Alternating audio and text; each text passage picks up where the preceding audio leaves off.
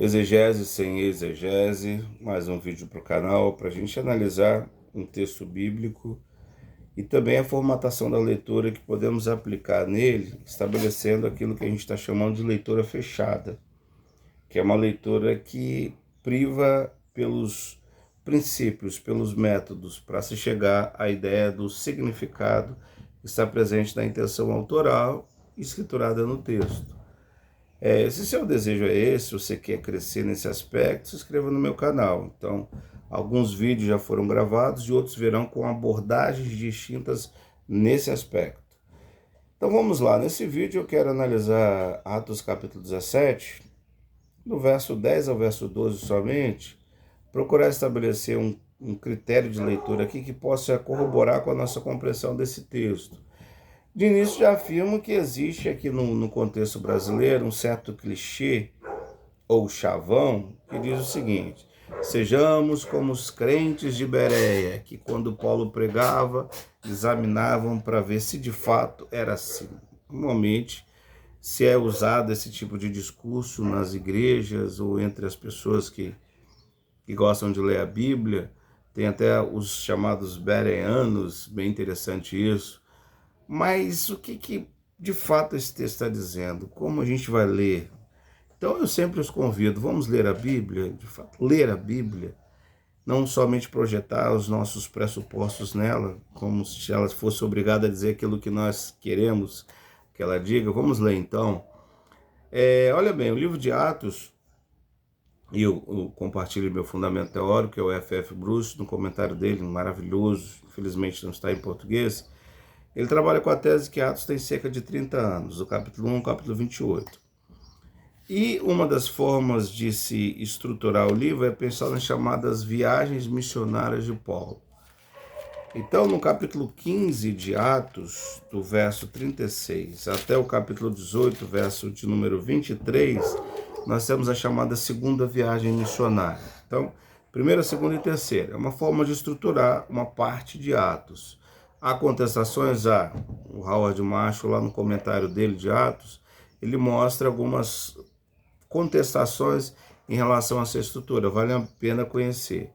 Mas aqui nós vamos assumir isso. Vamos assumir esse nível estrutural, entender que Paulo está agora separado de Barnabé e unido a Silas. Separado de Barnabé, unido a Silas, ele passa por algumas cidades, as principais: Filipos, Tessalônica e Bereia. São essas aqui. E no capítulo 17, na cena anterior, e é uma narrativa, a gente tem que observar isso, mas de fato a transição está no capítulo 17, verso 10. E logo durante a noite, os irmãos enviaram Paulo e Silas para Bereia. Ali chegados, dirigiram-se à sinagoga dos judeus. Então, essa é a dinâmica transicional. O verso 10 estabelece o cenário da narrativa. Então é muito importante entender a metodologia da crítica da narrativa, que provê alguns aspectos da narrativa para serem lidos e encontrados no texto. Cenário, verso 10. Só que anteriormente, Paulo está em Tessalônica e ele está também na sinagoga, segundo o seu costume, como judeu que era, criado aos pés de Gamaliel. Paulo está lá arrazoando, disputando, discutindo a escritura com os judeus e expondo a partir delas que Cristo deveria padecer e reduzir entre os mortos, e é o Cristo Jesus que eu vos afirmo. Então, Cristo é o Jesus. Essa é a dinâmica colocada por Paulo ali em Tessalônica. A reação a isso foi dupla. Então, alguns creram, alguns foram persuadidos e outros não. Alguns judeus, movidos de inveja, acabaram usando uma estratégia perseguindo a Jason e o restante dos irmãos, de modo que Paulo acaba tendo que sair da cidade. E parece que no verso 9, quando diz que ele terem recebido deles a fiança estipulada, parece que essa fiança é justamente a expulsão e a saída de Paulo e de Silas de Tessalônica. Agora eles estão em Bereia, cerca de 80 quilômetros depois de Tessalônica. Provavelmente ficava ao sul pela via Egnácia. Então, via Egnácia tem muito a ver com a questão da Pax Romana. Os romanos criaram várias estradas interligando o império, o que corroborou demais com o trabalho missionário evidentemente. Então, Paulo usa e chega até Bereia. E quando ele chega em Bereia, ele já vai novamente para a sinagoga. Então, fazia parte da estratégia missionária paulina, chegar numa cidade e a sinagoga expor as escrituras.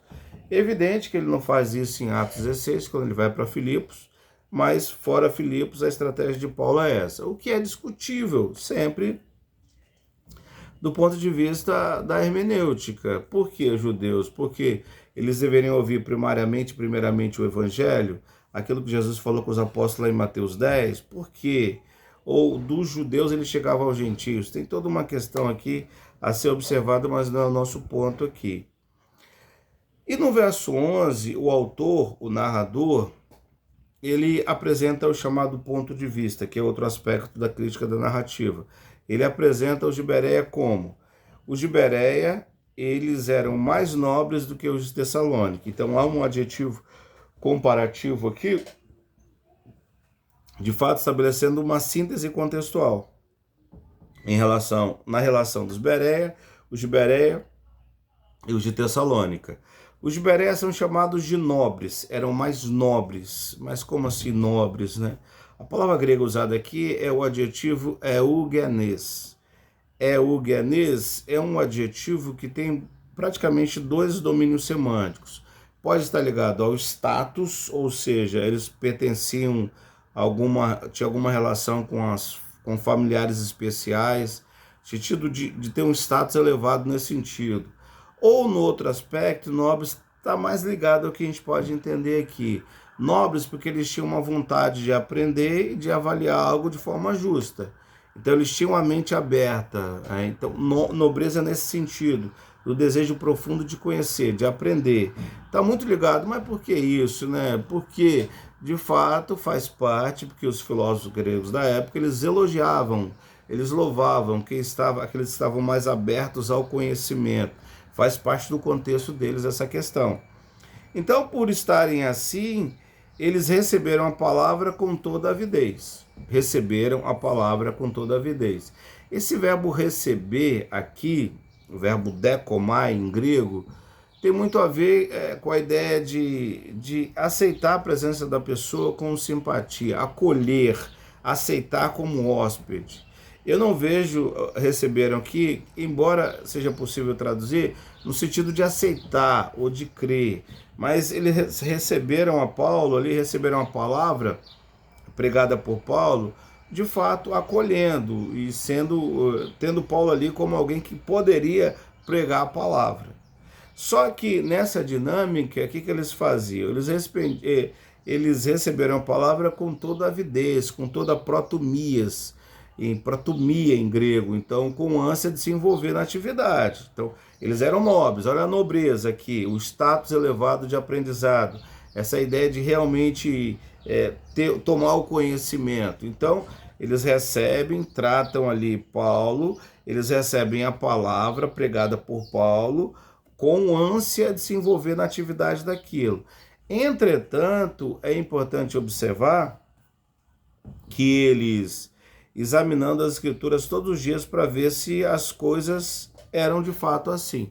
Então o que acontecia? A dinâmica era essa, eles eram nobres, estavam de fato ávidos a aprender, receberam a palavra pregada por Paulo, ou seja, receberam Paulo, que pregava a palavra não é um personagem que está sendo acolhido, mas Paulo que pregava a palavra, e só que eles examinando para ver se tem essas coisas ali, se de fato acontece. Então, observem bem que isso que os bereanos estão fazendo aqui é algo característico de um judeu, e Paulo era judeu, capítulo 17, o seu costume.